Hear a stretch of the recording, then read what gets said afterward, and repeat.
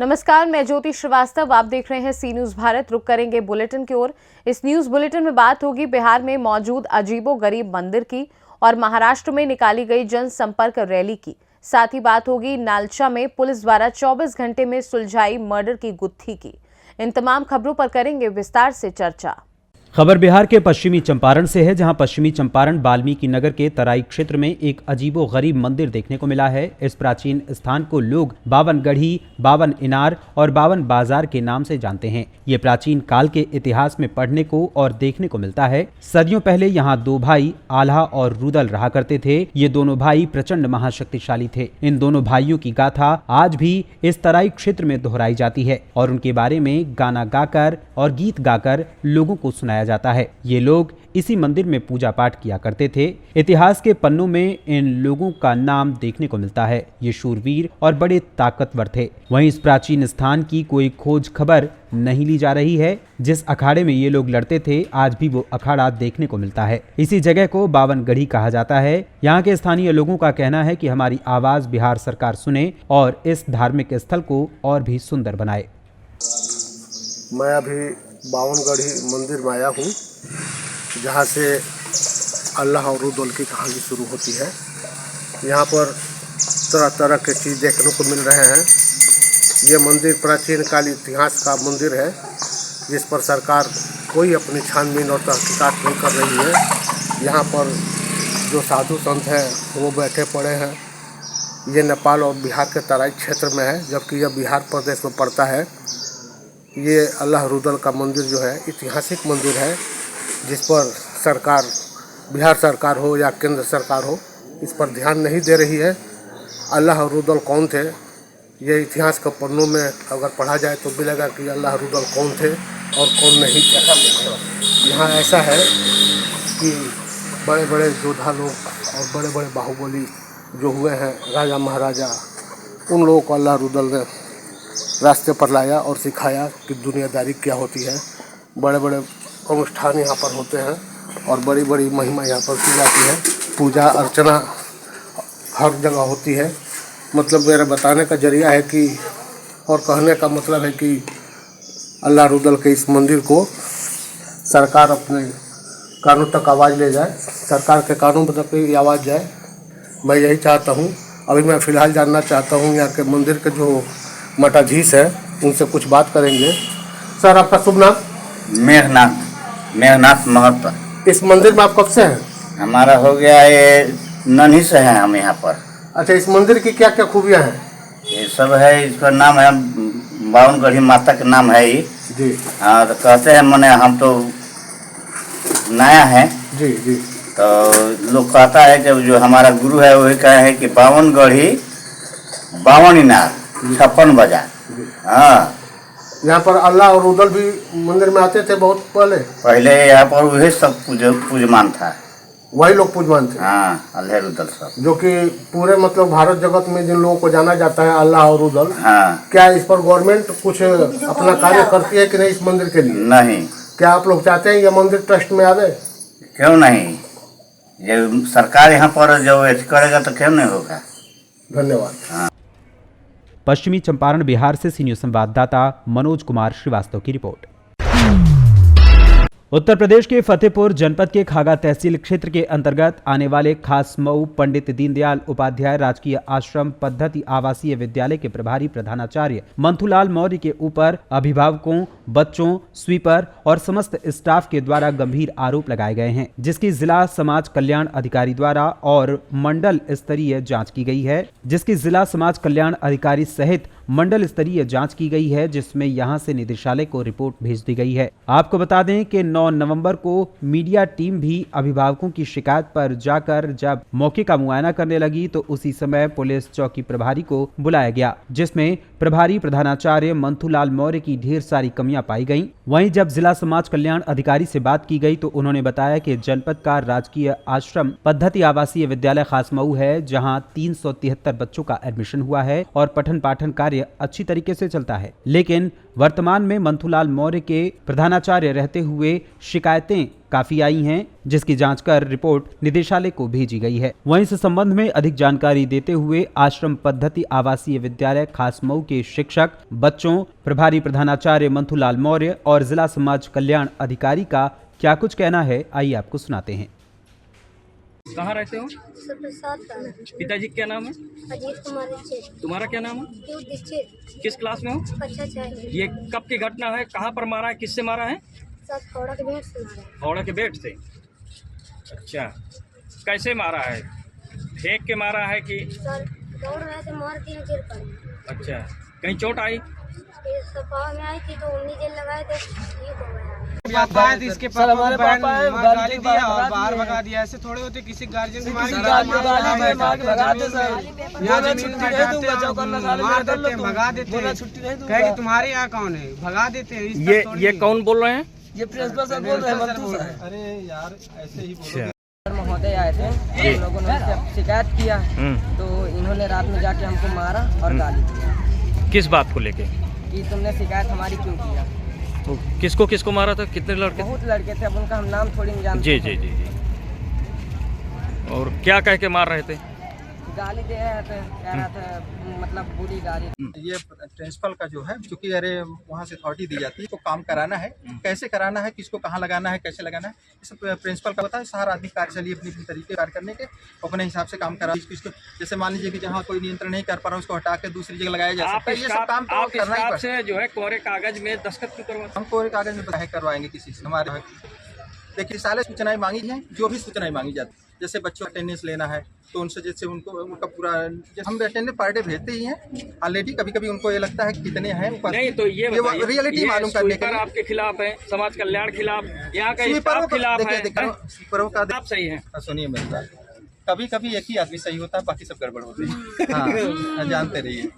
हाँ ये ऐसा होता है, बहुमत में कोई नहीं है। बच्चे भी नहीं, बच्चे भी तभी वहाँ पैसा लेके एडमिशन करना और बच्चों को मारना, इसके बाद जो है वहाँ ठीक से पढ़ाई ना होना, इस विषय ये आपके संज्ञान में है? मैं बताना चाहूँगा कि हमारा फतेहपुर में राजकीय आश्रम पद्धति विद्यालय संचालित है जी, जिसमें वर्तमान में 373 हमारे जो छात्र हैं जी वो अध्ययन कर रहे हैं। हमारा विद्यालय आवासीय है। ये जो प्रभारी प्रधानाचार्य है, इसकी शिकायत मेरे पास भी आई है, काफ़ी शिकायतें आई हैं। तो इसकी मैंने भी जाँच की है और हमारी मंडल स्तर से भी जांच हुई है और जांच हमने क्या नाम है निदेशालय प्रशासन स्तर पर भेज दी है। और इनके द्वारा जो भी गलतियां अनियमितताएं जो की गई हैं जी, उसके खिलाफ जो भी कार्रवाई होगी वो बहुत ही जल्दी होगी और इस तरीके की जो भी चीज़ें हैं वो एक्सेप्ट नहीं की जाएंगी। जो चीज़ें नियम संगत हैं वही होगी और बच्चों के साथ, अध्यापकों के साथ हमारा पूरा क्या नाम है सहयोग रहता है, पूरे विद्यालय के साथ सहयोग रहता है। कल 2 एडमिशन अपने रजिस्टर में नाम न लिखने के कारण कक्षा 8 से कक्षा 6 का क्लास टीचर बना दिया, जहाँ पर तो इतने भ्रष्ट एडमिशन हुए हैं रिश्वतखोर के हिसाब से कि उसका क्लास टीचर तो मैं बनने के लिए राजी ही नहीं। अब उसका क्लास टीचर आप स्वयं हट करके मंथुलाल जी दूसरे को चार्ज क्यों दे रहे हैं, मुझे ये जानना उनसे। ऐसा है, अब कोई भी बातचीत बीच में बातचीत नहीं करते समय मत बोलिए आप बीच में आप मत बोलिए और बीच में मत बोलिए आप।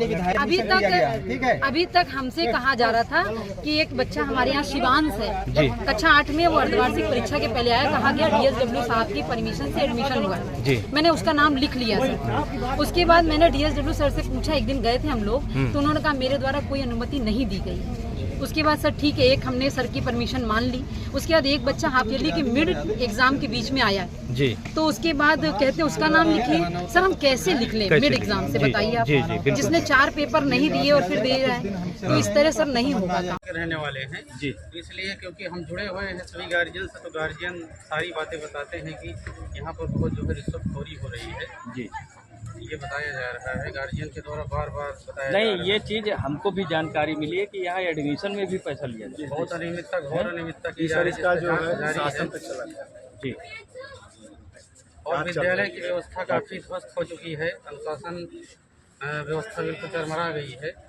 नहीं, आप लोग स्टाफ के हैं तो स्टाफ की तरफ बोलना चाहिए। स्टाफ की मर्यादा हो तो स्टाफ ने जो कुछ करना तो स्टाफ को ही गाली दी जाती है। अभी सुमान सर होंगे, वो सुमान जी हैं, तो वो भी लेक्चरर हैं, लोक सेवा आयोग से आए हैं और ये भी लोक सेवा आयोग से आए हुए हैं। 5 मिनट उनको लेट हुए, लेट हो गए तो फिर हमने भेज दिया तो भाई अब सीएल लग गया तो उसमें क्या करेंगे? हमने बात को बचाव कर दिया। शिक्षक है, शिक्षक के साथ ऐसा बर्ताव नहीं करना चाहिए।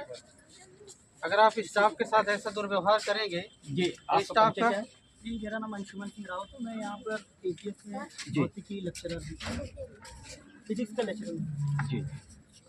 जानकारी मिली है कि आपके द्वारा जो है आपको जो है यहाँ की जो प्रभारी है उनके सर वो 11 बजे आए थे उस दिन, समझ रहे हैं ना? 11 बजे आए थे, मैंने अटेंडेंस भेज दिया निदेशालय, तो फिर सीएल इनका लगा दिया, तो फिर क्या करें भाई? आपका ये कहते हुए कि निदेशालय से रिपोर्ट मांगी गई। फतेहपुर से सी न्यूज संवाददाता बीके श्रीवास्तव की रिपोर्ट। खबर महाराष्ट्र के वर्धा से है, जहां तहसील हिंगनघाट में राष्ट्रवादी कांग्रेस पार्टी द्वारा जनसंपर्क रैली निकाली गई, जिसमें हिंगनघाट तहसील के अंतर्गत आने वाले शहरी और ग्रामीण क्षेत्रों में राष्ट्रवादी कांग्रेस पार्टी महाराष्ट्र के सरचिटणीस अतुल वांदीले और अन्य कार्यकर्ता घर घर जाकर लोगों से जनसंपर्क करते हुए दिखाई दे रहे हैं। इस जनसंपर्क रैली में काफी उत्साह नजर आ रहा है। ये जनसंपर्क रैली हिंगनघाट तहसील के वडनेर पहुंची, जहां एक सभा का आयोजन किया गया, जहां हजारों की संख्या में लोग मौजूद रहे और राष्ट्रवादी कांग्रेस पार्टी से जुड़कर इस जनसंपर्क रैली को सफल बना रहे हैं। मिली जानकारी के अनुसार इसी तरह महाराष्ट्र के अलग अलग शहरों और गांवों में जाकर राष्ट्रवादी कांग्रेस पार्टी के कार्यकर्ता लोगों से संपर्क करेंगे और पार्टी को मजबूत करने का काम करेंगे। वर्धा महाराष्ट्र से सी न्यूज संवाददाता जावेद पाशा की रिपोर्ट। खबर मध्य प्रदेश के धार जिले के ब्लॉक नालछा से है, जहां नालछा थाना क्षेत्र के गांव जामन घाटी में रविवार की दोपहर में अज्ञात युवती का शव मिलने से पूरे क्षेत्र में सनसनी फैल गई थी। ग्रामीणों की सूचना पर नालछा पुलिस ने जामन घाटी पहुंचकर युवती के शव को बरामद कर मर्ग कायम किया और पोस्टमार्टम के लिए शव को जिला मुख्यालय धार भेज दिया। वहीं ग्रामीणों ने बताया कि युवती यहाँ की निवासी नहीं है। मृतका युवती ने काले रंग का टॉप और काले रंग की जीन्स पहन रखी थी। उसके पास से एक बैग भी बरामद हुआ, जिसके आधार पर पुलिस जानकारी जुटाने में लग गई। वहीं पुलिस ने अब 24 घंटे के अंदर इस मामले का खुलासा कर आरोपी को जेल भेज दिया। थाना प्रभारी ईश्वर सिंह चौहान और उनकी टीम ने तत्परता दिखाते हुए 24 घंटे में ही युवती की हत्या का खुलासा करते हुए मुख्य आरोपी रविंद्र पिता पाताल सिंह निवासी कछाधड़ को पकड़कर जेल भेज दिया। वहीं इस संबंध में जानकारी देते हुए पुलिस का क्या कुछ कहना है, आइए आपको सुनाते हैं। सर, जामन घाटी में जो अज्ञात युवती का शव मिला था, क्या था पूरा मामला? जी 26/11/2023 को ग्रामीणों द्वारा सूचना मिली थी कि जामन घाटी पर एक अज्ञात व्यक्ति है और उसका गले में दुपट्टा बांधकर मरी हुई अवस्था में है। उक्त सूचना पर मैं SDOP साहब आए और श्रीमान पुलिस अधीक्षक महोदय, अतिरिक्त पुलिस अधीक्षक महोदय से मार्गदर्शन प्राप्त किया तथा इस संबंध में मर्ग पंजीबद्ध किया गया, मृतिका का पोस्टमार्टम कराया गया और अपराध पंजीबद्ध किया गया। दौरान विवेचना ज्ञात हुआ कि मृतिका का नाम जो था पूजा पिता रमेश निवासी ग्राम दाभड़ है और जो पूजा है उसकी हत्या उसके प्रेमी रविंद्र पिता पाताल सिंह निवासी ग्राम कछाधड़ के द्वारा की गई है। मृत्यु का कारण अभी तक की विवेचना में सामने आया है कि इन दोनों के बीच में प्रेम प्रसंग था। युवती आरोपी से शादी करने का बोल रही थी और आरोपी उससे शादी नहीं करना चाहता था। इसी कारण योजनाबद्ध तरीके से युवती को आरोपी पहाड़ी पर लेके गया और वहां उसी के दुपट्टे से गला बांधकर हत्या कर दी। नालछा धार मध्य प्रदेश से सी न्यूज संवाददाता अशोक मिरदवाल की रिपोर्ट। खबर देवास के सोनकच्छ से है, जहां पिपलरावा नगर परिषद आए दिन चर्चाओं में बनी रहती है और किसी भी प्रकार का मुद्दा हो, आए दिन सुर्खियों में पिपलरावा नगर परिषद नजर आ ही जाती है। अब एक नया जीता जागता मामला सामने आया है। यहां पर वार्ड क्रमांक 7 की स्ट्रीट लाइट पिछले कई दिनों से बंद पड़ी है। लोग रात के समय में निकलने से डरते हैं, हिचकिचाते हैं, क्योंकि रास्ते में नाली व पत्थर या अन्य कोई वस्तु रोड पर पड़ी होती है तो वो गिर जाते हैं, जिसको लेकर वार्ड वासियों ने इस मामले को लेकर वार्ड क्रमांक 7 के पार्षद को अवगत कराया, जिस पर पार्षद शाकिर पठान द्वारा पिपल कलरामा नगर परिषद सीएमओ नर्मदा शंकर पांडे को फोन कई बार लगाया गया, लेकिन सीएमओ शंकर पांडे ने फोन का जवाब नहीं दिया। वहीं अब नगर के लोगों का कहना है कि जब सीएमओ साहब पार्षद महोदय का फोन नहीं उठा रहे हैं तो भला जनता का क्या ही उठाएंगे।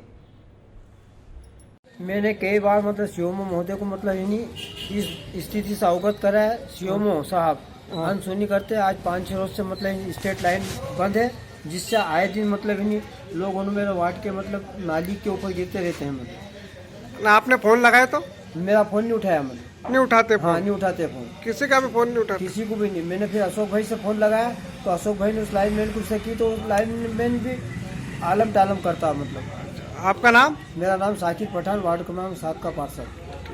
सर ये यहाँ पे 8 दिन हो गए, 8 दिन से यहाँ पे लाइट बंद है। अच्छा। पंचायत ने भी इतला कर दी है, बोले आज आ रहे हैं कल आ रहे हैं, पर आए नहीं वे लोग। और देख लो आप, बतलाओ, देखो इधर पूरा मिलना पूरा ऐसा पड़ा है बिगड़ लाइट। नो सीएमओ साहब तो बोल रहे थे कि हमने सुधार दी है। नहीं सुधार, देखो ना आप, देखो अब आपके सामने तो देख रहे हो, सामने बैठा है। देखिए आप। आपका नाम? मेरा नाम है मोहम्मद आबिद, वार्ड नंबर इससे साथ में रहता हूँ। सोनकच्छ देवास से सी न्यूज़ संवाददाता साजिद पठान की रिपोर्ट। फिलहाल के लिए इस बुलेटिन में बस इतना ही। देश दुनिया की बाकी खबरों को जानने के लिए आप देखते रहिए सी न्यूज़ भारत।